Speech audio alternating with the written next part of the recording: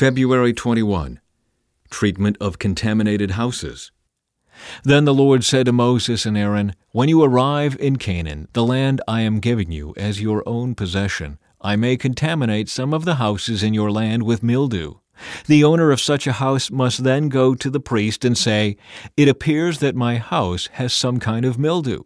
Before the priest goes in to inspect the house, he must have the house emptied so nothing inside will be pronounced ceremonially unclean. Then the priest will go in and examine the mildew on the walls. If he finds greenish or reddish streaks, and the contamination appears to go deeper than the wall's surface, the priest will step outside the door and put the house in quarantine for 7 days. On the 7th day, the priest must return for another inspection. If he finds that the mildew on the walls of the house has spread, the priest must order that the stones from those areas be removed. The contaminated material will then be taken outside the town to an area designated as ceremonially unclean. Next, the inside walls of the entire house must be scraped thoroughly and the scrapings dumped in the unclean place outside the town. Other stones will be brought in to replace the ones that were removed, and the walls will be replastered. But if the mildew reappears after all the stones have been replaced and the house has been scraped and replastered, the priest must return and inspect the house again. If he finds that the mildew has spread, the walls are clearly contaminated with a serious mildew and the house is defiled. It must be torn down, and all its stones, timbers, and plaster must be carried out of town to the place designated as ceremonially unclean. Those who enter the house during the period of quarantine will be ceremonially unclean until evening, and all who sleep or eat in the house must wash their clothing. But if the priest returns for his inspection and finds that the mildew has not reappeared in the house after the fresh plastering, he will pronounce it clean because the mildew is clearly gone. To purify the house, the priest must take 2 birds, a stick of cedar, some scarlet yarn, and a hyssop branch. He will slaughter one of the birds over a clay pot filled with fresh water. He will take the cedar stick, the hyssop branch, the scarlet yarn, and the live bird, and dip them into the blood of the slaughtered bird and into the fresh water. Then he will sprinkle the house 7 times. When the priest has purified the house in exactly this way, he will release the live bird in the open fields outside the town. Through this process, the priest will purify the house, and it will be ceremonially clean. These are the instructions for dealing with serious skin diseases, including scabby sores, and mildew, whether on clothing or in a house, and a swelling on the skin, a rash, or discolored skin. This procedure will determine whether a person or object is ceremonially clean or unclean. These are the instructions regarding skin diseases and mildew. Bodily discharges. The Lord said to Moses and Aaron, "Give the following instructions to the people of Israel. Any man who has a bodily discharge is ceremonially unclean. This defilement is caused by his discharge, whether the discharge continues or stops. In either case, the man is unclean. Any bed on which the man with the discharge lies and anything on which he sits will be ceremonially unclean. So if you touch the man's bed, you must wash your clothes and bathe yourself in water, and you will remain unclean until evening. If you sit where the man with the discharge has sat, you must wash your clothes and bathe yourself in water, and you will remain unclean until evening. If you touch the man with the discharge, you must wash your clothes and bathe yourself in water, and you will remain unclean until evening. If the man spits on you, you must wash your clothes and bathe yourself in water, and you will remain unclean until evening. Any saddle blanket on which the man rides will be ceremonially unclean. If you touch anything that was under the man, you will be unclean until evening. You must wash your clothes and bathe yourself in water, and you will remain unclean until evening. If the man touches you without first rinsing his hands, you must wash your clothes and bathe yourself in water, and you will remain unclean until evening. Any clay pot the man touches must be broken, and any wooden utensil he touches must be rinsed with water. When the man with the discharge is healed, he must count off 7 days for the period of purification. Then he must wash his clothes and bathe himself in fresh water, and he will be ceremonially clean. On the 8th day he must get 2 turtle doves or 2 young pigeons, and come before the Lord at the entrance of the tabernacle, and give his offerings to the priest. The priest will offer one bird for a sin offering and the other for a burnt offering. Through this process, the priest will purify the man before the Lord for his discharge. Whenever a man has an emission of semen, he must bathe his entire body in water, and he will remain ceremonially unclean until the next evening. Any clothing or leather with semen on it must be washed in water, and it will remain unclean until evening. After a man and a woman have sexual intercourse, they must each bathe in water, and they will remain unclean until the next evening.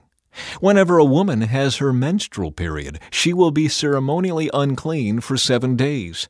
Anyone who touches her during that time will be unclean until evening. Anything on which the woman lies or sits during the time of her period will be unclean. If any of you touch her bed, you must wash your clothes and bathe yourself in water, and you will remain unclean until evening.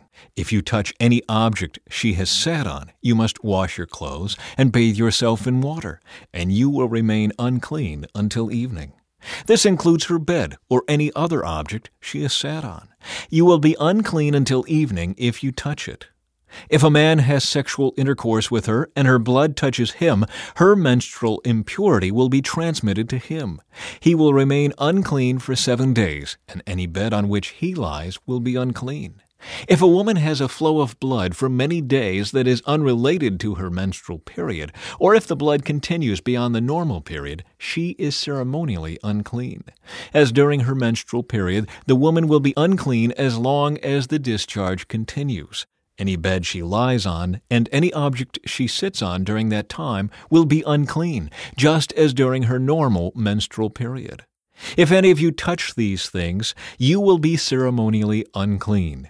You must wash your clothes and bathe yourself in water, and you will remain unclean until evening. When the woman's bleeding stops, she must count off 7 days. Then she will be ceremonially clean. On the 8th day, she must bring 2 turtle doves or 2 young pigeons and present them to the priest at the entrance of the tabernacle. The priest will offer one for a sin offering and the other for a burnt offering. Through this process, the priest will purify her before the Lord for the ceremonial impurity caused by her bleeding. This is how you will guard the people of Israel from ceremonial uncleanness. Otherwise they would die, for their impurity would defile my tabernacle that stands among them. These are the instructions for dealing with anyone who has a bodily discharge, a man who is unclean because of an emission of semen, or a woman during her menstrual period. It applies to any man or woman who has a bodily discharge, and to a man who has sexual intercourse with a woman who is ceremonially unclean. The Day of Atonement. The Lord spoke to Moses after the death of Aaron's 2 sons who died after they entered the Lord's presence and burned the wrong kind of fire before him.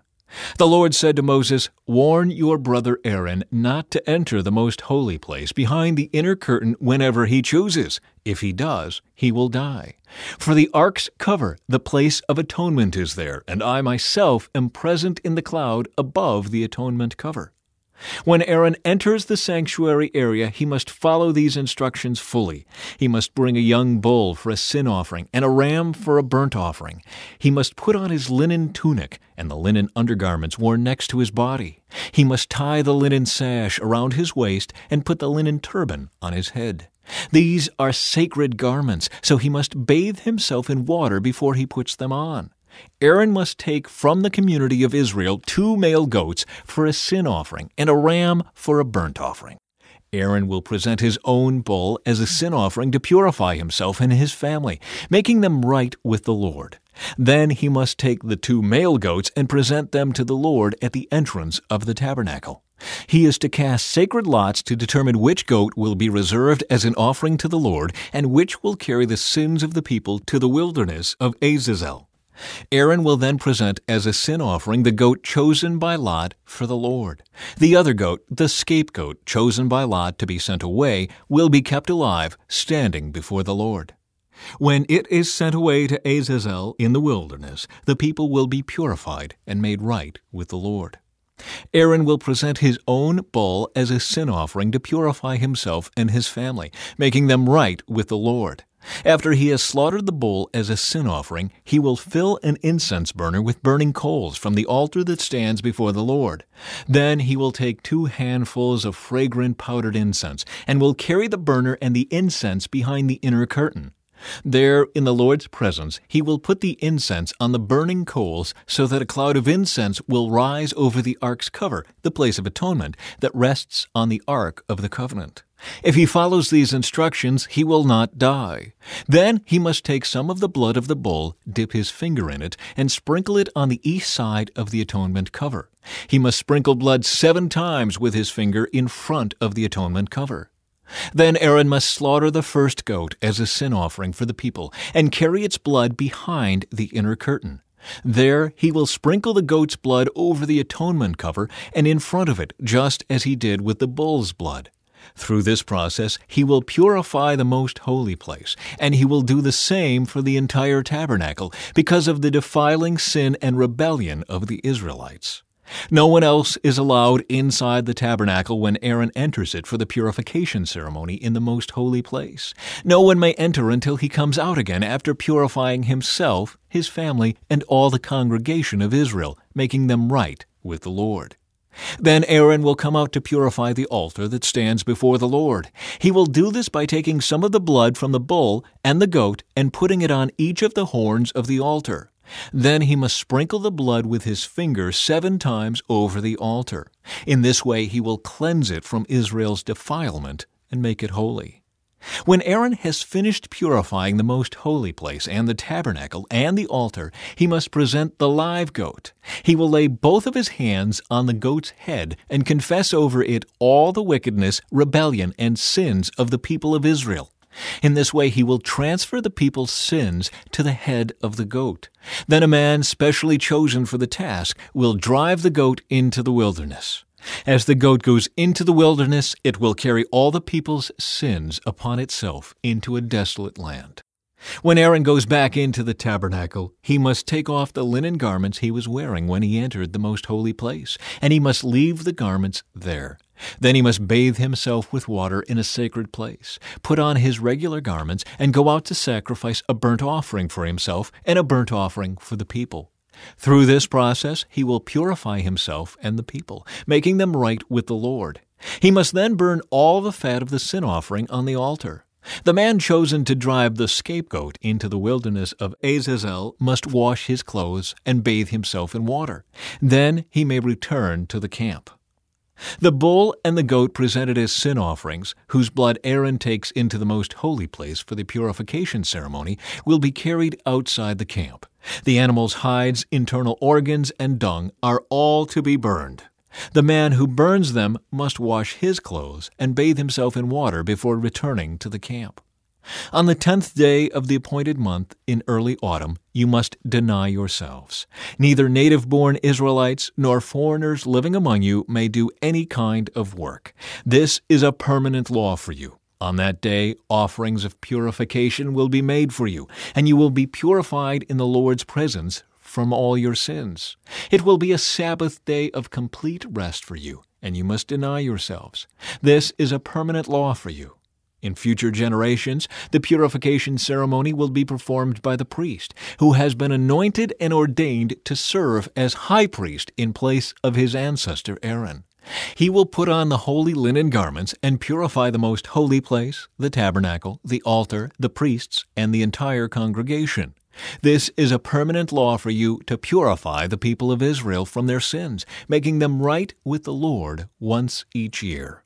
Moses followed all these instructions exactly as the Lord had commanded him.